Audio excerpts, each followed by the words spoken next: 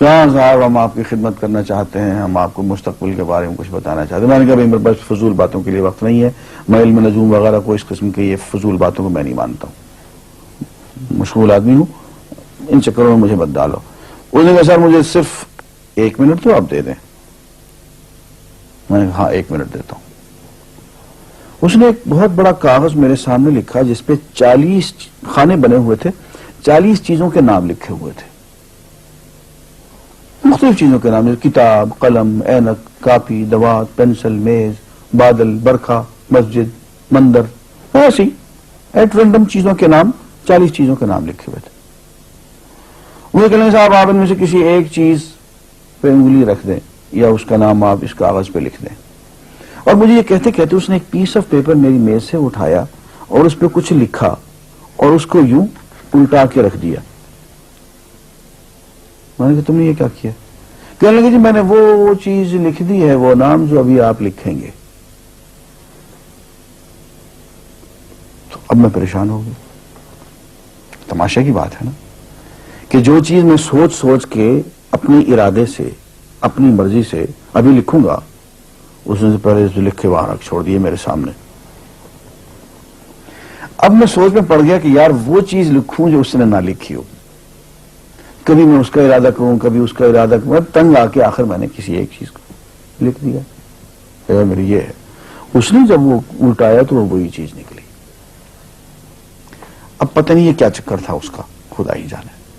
کوئی اس کا علم ہوگا، کوئی فن ہوگا، کوئی تک بازی ہوگی، تک بندی ہوگی کوئی۔ لیکن اس دن مجھے پتا چلا کہ یار اس کو جو کچھ میں نے لکھا ہے اپنے ارادے سے لکھا ہے، اپنی مرضی سے لکھا ہے، اس سے پابند ہو کے نہیں لکھا۔ کبھی اس پہ انگلی لگاتا تھا، کبھی اس پہ، کبھی اس پہ، آخر چن کے ایک لکھا میں نے۔ لیکن اس کمبخت کو پہلے سے پتا تھا کہ میں کیا لکھنے والا ہوں، اور اس نے پہلے سے وہاں لکھ کے رکھا ہوا تھا۔ میں نے کہا یار ایک محدود علم والا آدمی میرے آئندہ کے اعمال کو اپنے ہاں لکھ کے رکھ سکتا ہے، ہر چن کے وہ عمل میں اپنی مرضی سے کر رہا ہوں، اپنے ارادے سے کر رہا ہوں، کوئی مجبوری نہیں ہے اس میں، لیکن وہ میری مرضی والا عمل، میرے اپنے ارادے سے کیا ہوا عمل، پوری آزادی کے ساتھ کیا ہوا عمل، اس نے پہلے سے اپنے ہاں لکھ کے رکھا ہوا۔ یار اگر یہ انسان کر سکتا ہے تو رحمان کیوں نہیں کر سکتا؟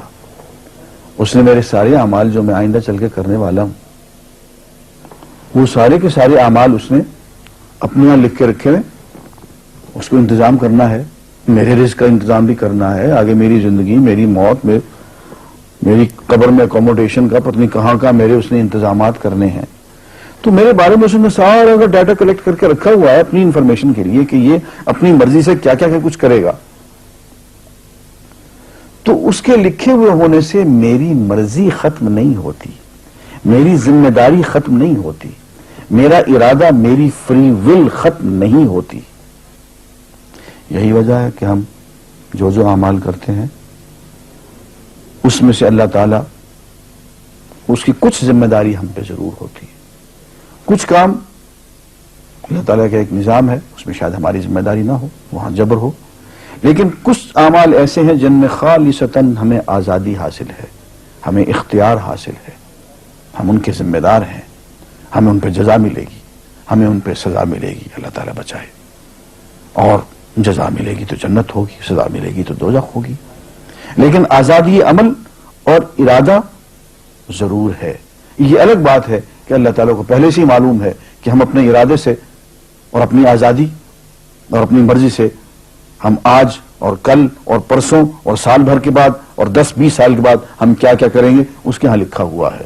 وَعِندَهُ عِلْمُ الْكِتَابِ، اس کے ہاں سب کچھ لکھا ہوا ہے، لیکن ہم جو کرتے ہیں اپنے ارادے سے کرتے ہیں اور اس کے ذمہ دار ہیں۔ وآخر دعوانا الحمدللہ رب العالمین۔